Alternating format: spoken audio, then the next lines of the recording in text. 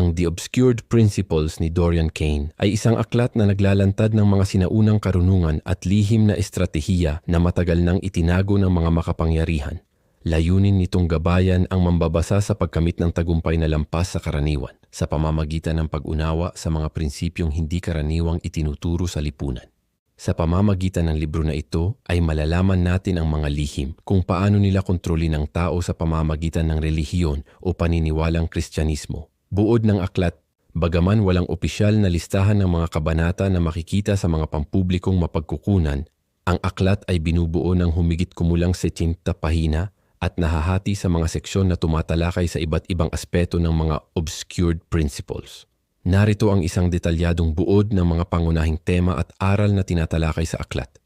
1. Panimula. Pagbubunyag ng mga itinatagong prinsipyo. Ipinapakilala ng may akda ang konsepto ng mga obscured principles, mga universal na batas na hindi itinuturo sa mga institusyon tulad ng paaralan, relihiyon at media. Ipinapaliwanag niya na ang mga prinsipyong ito ay sinadyang itago upang mapanatili ang kontrol sa masa. 2. Ang kalikasan ng katotohanan.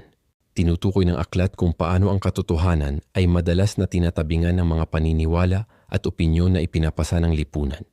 Hinahamon nito ang mambabasa na questionin ang mga tinanggap na katotohanan at tuklasin ang kanilang sariling pag-unawa.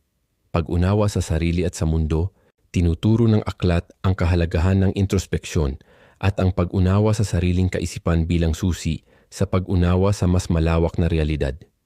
Ipinapakita nito kung paano ang panloob na kaalaman ay maaring magbukas ng mga bagong pananaw sa mundo. 4. Paglabag sa mga limitasyon ng lipunan. Hinahamon ng may akda ang mga limitasyong ipinapataw ng lipunan sa individual, tulad ng mga inaasahan sa karera, relasyon at personal na pag-unlad. Ipinapakita niya kung paano ang pagsunod sa mga obscured principles ay maaaring magpalaya sa isang tao mula sa mga limitasyong ito. 5. Mga estratehiya para sa personal na pagbabago. Nag-aalok ang aklat ng mga konkretong hakbang at estratehiya upang maisabuhay ang mga prinsipyong tinatalakay. Kabilang dito ang mga pagsasanay sa pag-iisip, pagmumuni-muni at iba pang mga teknik na layuning baguhin ang pananaw at pag-uugali ng mambabasa. X. Pagharap sa mga hamon at panganib. Tinutukoy ng aklat na ang pagsunod sa mga obscured principles ay maaring magdulot ng mga hamon, kabilang ang hindi pagkakaunawaan mula sa iba at mga personal na pagkontrol ng isipan sa the obscured principles. Isa sa mga pangunahing tema ng aklat ay ang pag-unawa at paglabag sa mga mekanismo ng kontrol sa isipan na ginagamit ng mga institusyon upang mapanatili ang kanilang kapangyarihan. 1. Pagsisiwalat ng mga lihim na prinsipyo. Ipinapakita ng may akda kung paano ang mga sinaunang prinsipyo at kaalaman ay sinadyang itago mula sa publiko upang mapanatili ang kontrol ng mga makapangyarihan. Ang mga prinsipyong ito ay may kakayahang baguhin ang pananaw ng isang tao sa realidad at magbigay ng kapangyarihan upang makamit ang tagumpay sa iba't ibang aspeto ng buhay. Pag-unawa sa subconscious programming. Tinutukoy ng aklat na ang ating isipan ay madalas na pinoprograma ng mga panlabas na impluensya tulad ng media, edukasyon at relihiyon nang hindi natin namamalayan. Ang mga mensaheng ito ay pumapasok sa ating subconscious at nagiging bahagi ng ating paniniwala at pag-uugali. Ang pag-unawa at pagreprogram ng subconscious ay mahalaga upang makalaya mula sa mga limitasyong ito. 3. Paglabag sa mga limitasyon ng lipunan.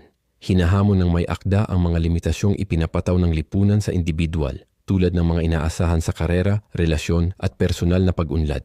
Ipinapakita niya kung paano ang pagsunod sa mga obscured principles ay maaaring magpalaya sa isang tao mula sa mga limitasyong ito.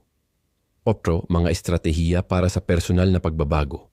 Nag-aalok ang aklat ng mga konkretong hakbang at estratehiya upang maisabuhay ang mga prinsipyong tinatalakay. Kabilang dito ang mga pagsasanay sa pag-iisip, pagmumuni-muni at iba pang mga teknik na layuning baguhin ang pananaw at pag-uugali ng mambabasa. Tinutukoy ng aklat na ang pagsunod sa mga obscured principles ay maaring magdulot ng mga hamon, kabilang ang hindi pagkakaunawaan mula sa iba at mga personal na pagsubok. Gayunpaman, ipinapakita nito na ang mga hamong ito ay bahagi ng proseso ng personal na paglago. Konklusyon. Ang landas patungo sa tunay na kalayaan. Sa huling bahagi, hinihikayat ng may akda ang mambabasa na ipagpatuloy ang kanilang paglalakbay sa pag-unawa ng mga bagay na nananatiling lihim hanggang sa kasalukuyan.